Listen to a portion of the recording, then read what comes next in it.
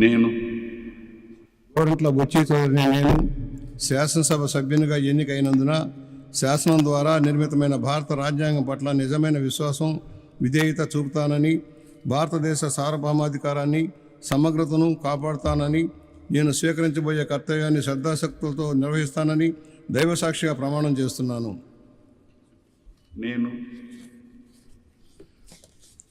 ఆంధ్రప్రదేశ్ శాసనసభ సభ్యుడినైన గోరంట్ల బుచ్చి చౌదరి అనే నేను సభ నియమాలకు కట్టుబడి ఉంటానని, వాటిని అనుసరిస్తానని, సభ మర్యాదలను పాటిస్తానని, సాంప్రదాయాలను గౌరవిస్తానని దైవసాక్షిగా ప్రమాణం చేస్తున్నాను.